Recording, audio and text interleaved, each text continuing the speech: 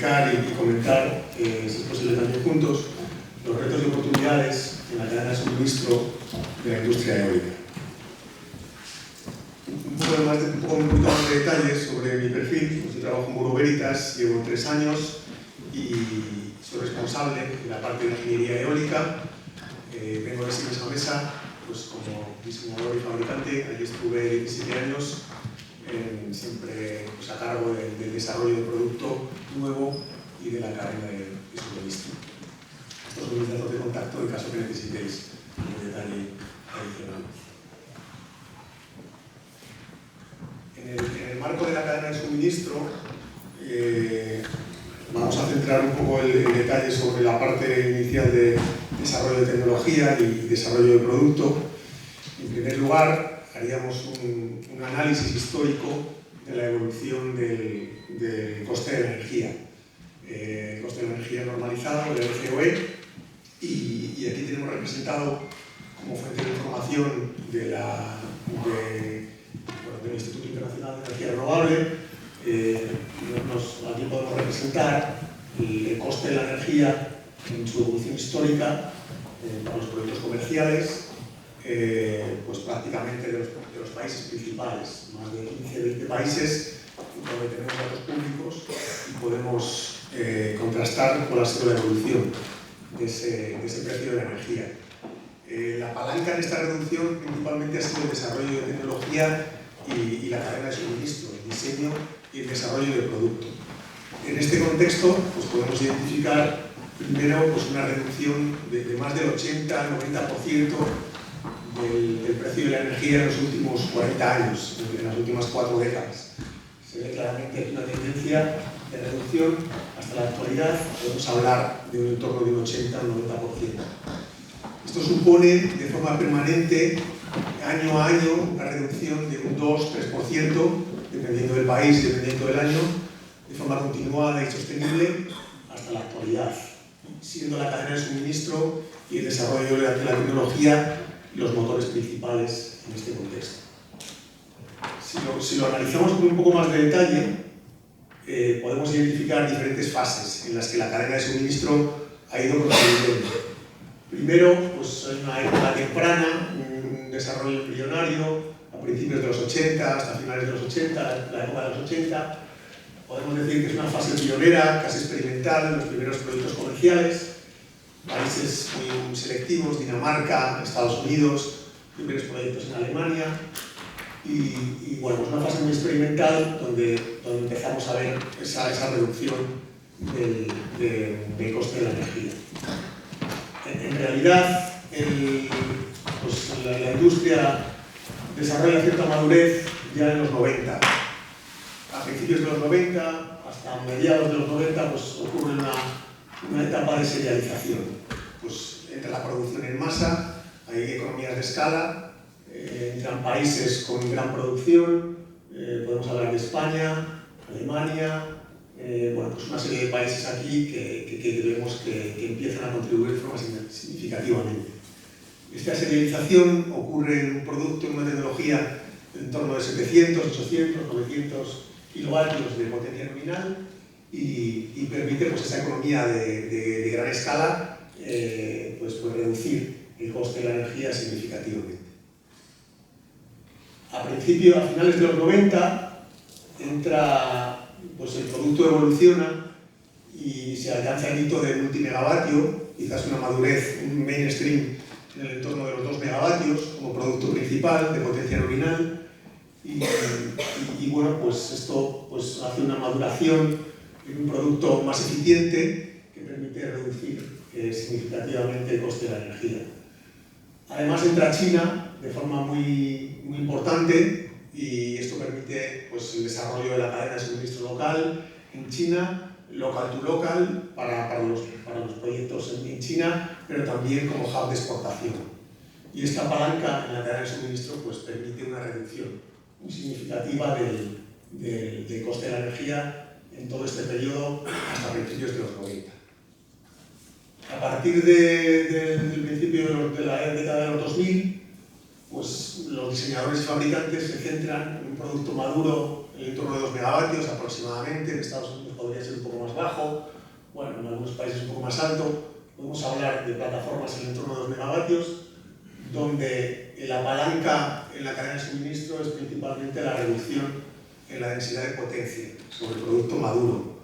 Los diseñadores, los fabricantes empiezan a incrementar el diámetro de los aerogeneradores sobre un tren de potencia más o menos estable, manteniendo la mayoría de los componentes.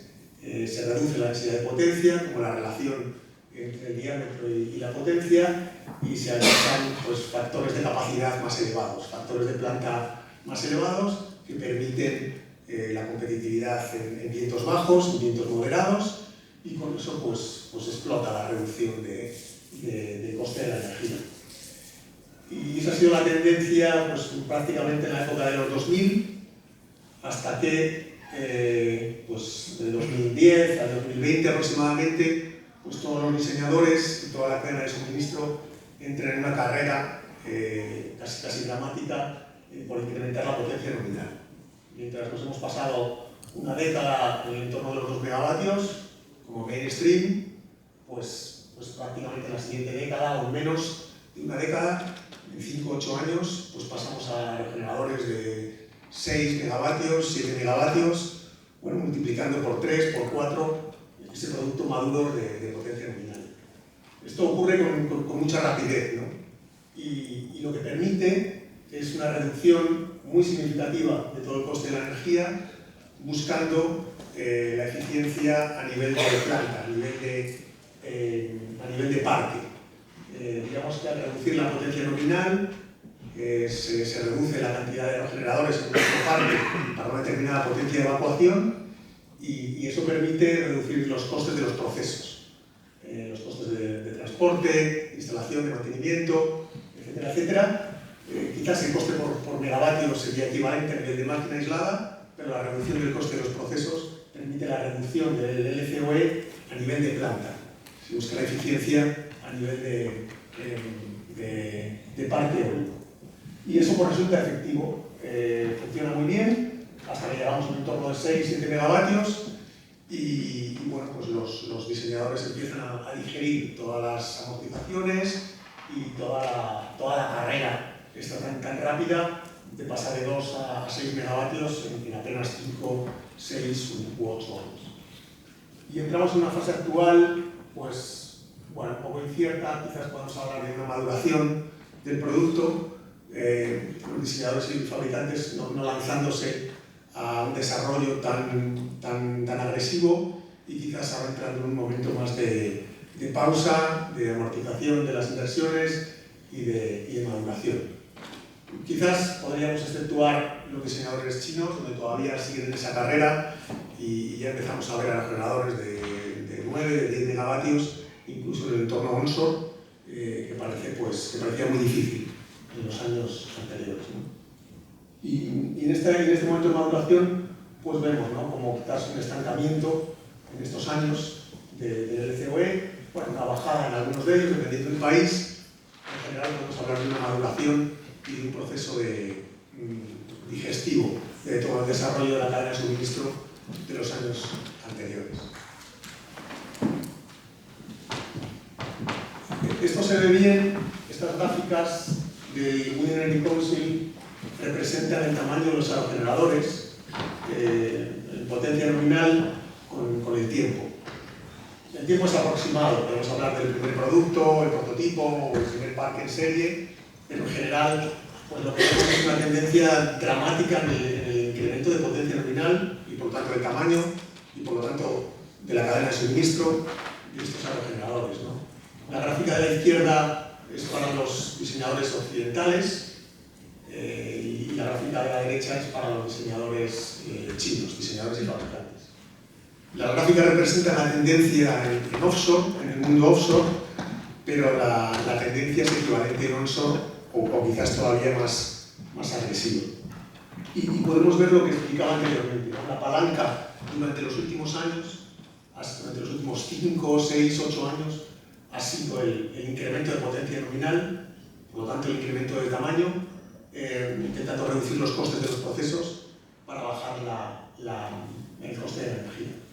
potencias nominales ahora en offshore, pues ya del entorno de 18 megavatios, que parecían inalcanzables hace muy poco tiempo, teniendo en cuenta que a principios de los 2000 pues estábamos en 5 o 6 megavatios. Estas gráficas representan la tendencia en offshore, pero digo que en onshore es equivalente.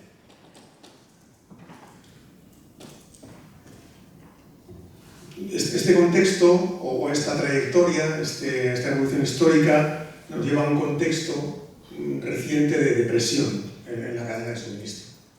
Esta presión, pues actualmente está denostada por la reducción tradicional en el precio. Pues hay una obligación de reducir un 2 o 3% permanentemente el coste de los componentes, de los aerogeneradores y por lo tanto del precio final de los parques. Además, ya lo hemos comentado, la rápida evolución de los productos durante estos últimos años, productos entendido como el aerogenerador, pero también los componentes que lleva asociados. Durante los últimos 5 años, incrementos de potencia nominal que se han multiplicado por 3 o por 4. Las necesidades de localización, la interconexión o la globalización de los negocios pues, hace que en muchos de los casos el desarrollo de los parques necesite una necesidad de localización de la cadena de suministro, por lo tanto hay que volver a buscar suministradores adicionales en los países o en las regiones cercanas. Podemos incluso contextualizar con una serie de intereses financieros moderadamente elevados durante los últimos años. Quizás empiece a bajar la presión en el futuro reciente, pero durante los últimos años pues, ha sido sustancial. Y por último, una concentración de la producción de los componentes clave en China. Pues, si focalizamos en algunos de los componentes principales, el 80% de las multiplicadoras se fabrica en China, el 82% de los convertidores en China, el 73% de los generadores eléctricos, más del 80% de los fundidos. Bueno, pues hay una dependencia muy grande de los grandes componentes en la fabricación que tiene que venir de China, que se ha establecido durante los últimos años para poder reducir el coste y el precio final de los parques. Todo esto son los drivers que han llevado a sufrir esta presión en la cadena de suministro.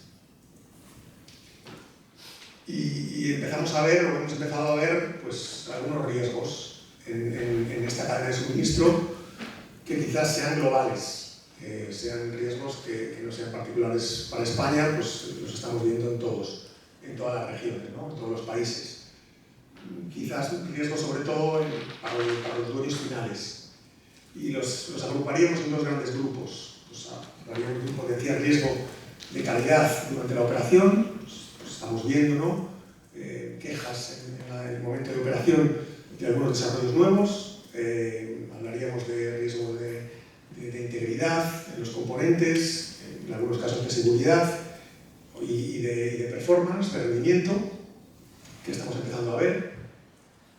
Y para la parte del desarrollo, ya no para la parte de operación, para la parte de desarrollo de los nuevos proyectos, pues escasez en la cadena de suministro, falta de disponibilidad de los componentes, con una dependencia muy fuerte de China y muchas veces muchas dificultades para poder llegar a tiempo y en plazo. Y este contexto nos ha llevado a estos riesgos, que quizás sean globales para todas las regiones, y también algunas oportunidades, ¿no? Para la cadena de suministro. Y si focalizamos más en Iberia, entendido como España, Portugal, el sur de Europa, quizás también hay oportunidades para los diseñadores, para los fabricantes, para los inversores, más para los dueños de la cadena de suministro. En primer lugar, la diversificación de la industria. Pues en España, en todo el mundo, pero pues en España también, la diversificación hacia el offshore pues genera una oportunidad para todos los fabricantes de los componentes. En el corto plazo, España ya es un hub de exportación de componentes offshore para los proyectos que se están desarrollando en Alemania, en UK, en Holanda, incluso en Estados Unidos. plazo, pues también para el mercado local. El driver de la necesidad, la transición energética de medio y largo plazo, pues es irrevocable, ¿no? Pues todos vemos que se van a necesitar más componentes, más productos, y por lo tanto esa necesidad pues genera una oportunidad de inversión y de desarrollo. La internalización y la exportación, ¿no? Pues en España todos estos hubs de producción, todas estas empresas tienen la capacidad además de poder suministrar componentes fuera y desarrollar algunas, bueno, pues poner subsidiarias en otros países y fabricar localmente a partir del know-how y del conocimiento que se ha obtenido durante todas estas décadas. Y relacionado con el know-how existente, pues la oportunidad de participar no solamente en la fabricación o en el hardware, sino también en el diseño, ¿no? Que es quizás la parte más core, que es lo que hay que poner hincapié. El know-how existente, pues en España y en Iberia, permite para todos los diseñadores y fabricantes de la cadena de suministro, no solo de aerogeneradores, también de componentes, pues apalancar y exportar esos componentes y salir fuera. Y quizás algunas acciones de mitigación, ¿no? Pues con estos riesgos y con este contexto, pues cómo vemos el sector, qué está ocurriendo. Pues desde el punto de vista de empresa, nosotros lo que estamos viendo es un incremento de los programas de calidad. El dueño final, el desarrollador de los parques, lo que está pidiendo es que un tercero haga la revisión in situ de la fabricación de los componentes. Los proyectos se vuelven internacionales, el parque se va a instalar en Galicia, pero las torres vienen de Malasia, los generadores vienen de China, todos los componentes, una gran cantidad vienen de fuera, y lo que hay es una demanda muy creciente para asegurar la calidad en el punto de fabricación. Todos los grandes IPPs, utilities, lo que están pidiendo es incremento de las cuotas de revisión e inspección en origen. Due diligence, bien para un proyecto o para una tecnología o un producto nuevo. Diseñadores, fabricantes generando nuevos productos, incluso generadores chinos ofertando en Occidente con mucha fuerza, a precios muy bajos. Bueno, lo que nos están pidiendo, lo que estamos viendo es una necesidad de análisis de riesgos sobre un proyecto concreto, en un recambio de manos o sobre un producto o una tecnología nueva. Identificar esos riesgos a priori para poder homologar un nuevo producto y relacionarlo con un proyecto concreto. Análisis de sostenibilidad, no solamente a nivel de empresas, no solamente a nivel de governance, de cómo funciona el suministrador, sino también a nivel de un producto.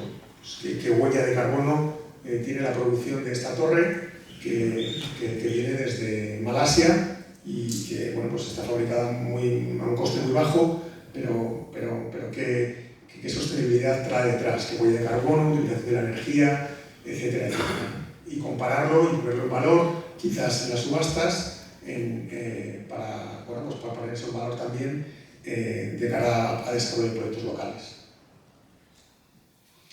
Y por último, certificación, ¿no? Verificación independiente como terceras partes sobre los componentes, cada vez más. Antes eran los diseñadores y los fabricantes de aerogeneradores los que hacían certificado tipo. Ahora cada vez más lo que se está pidiendo es que el diseñador o el fabricante de componente traiga además un certificado, una revisión independiente del diseño y de la fabricación para poder integrarlo con más garantías o más rapidez en un certificado tipo.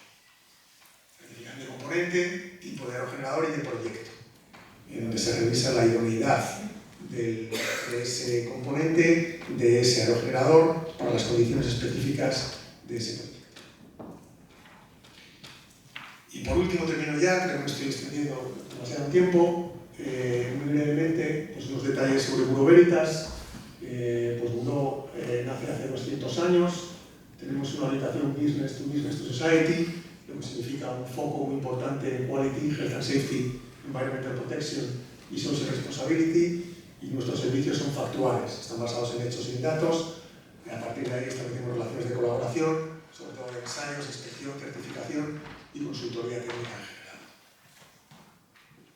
Tenemos un footprint mundial de más de 84.000 empleados, headquarters en París, una raíz europea muy fuerte, con casi 19.000 empleados, un crecimiento muy grande en Asia-Pacific, con casi un tercio de nuestros empleados allí, y estamos presentes en más de 140 países.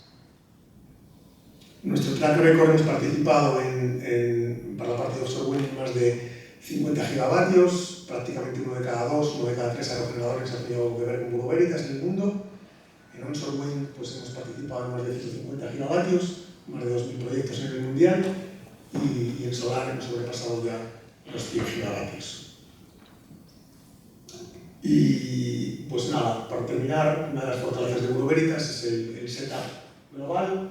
Tenemos 3 niveles de ejecución. Un nivel 1, estamos presentes en 140 países, prácticamente en todo el mundo. Hacemos la labor de inspección, on-site, on-field, on-factory. Un nivel 2, que son los puntos azules, centros técnicos de excelencia, que les designamos nuestro personal para baterías, offshore wind, solar, hidrógeno. Y en un segundo eje, pues ingenieros eléctricos, mecánicos, analistas de viento, etcétera, etcétera. Y con estos puntos azules ofrecemos servicios en remoto, de ingeniería, de certificación, normalmente de ingeniería independiente. Y un tercer nivel, que es el nivel corporativo, que yo represento, donde hacemos que todo esto funcione de forma global. Y nuestro portfolio de servicios, ser un portfolio de servicios cerrado, pues para la parte de certificación y clasificación, que es nuestro origen, es donde más nos conocen. Hacemos certificación prácticamente de todo, de componentes, de aerogeneradores, de proyectos, de ciberseguridad, de sistemas de gestión. Y durante los últimos años hemos crecido mucho con consultoría, con otros equipos, para evitar conflictos de interés, en el desarrollo de proyectos, estudios de viabilidad, estudios de conexión a red, estudios independientes de energía, etc. Hacemos ingeniería independiente, trabajamos las due diligence en la compraventa de los parques o en el análisis de las tecnologías. Trabajamos para los bancos, en general trabajamos cuando es necesario una segunda o una tercera opinión independiente. Hacemos ingeniería de la propiedad en todo su contexto, mucho foco en toda la parte de supply chain, con inspecciones, tenemos en todo el mundo inspectores, y en la parte de operación pues hacemos la inspección, el análisis de performance, los análisis dependientes de causa raíz, end of warranty due diligence, análisis de agentes, grasa, electron extension, repowering, ciberseguridad. Bueno, un poco de todo en todo el ciclo de vida de los parques eólicos, también en renovables en general. Y una cartera de clientes con todos los grandes players, que van desde la cadena de suministro, desarrolladores, IPPs, utilities, EPCistas, operadores y mantenedores. Y nada más, esto es todo lo que queríamos comentar.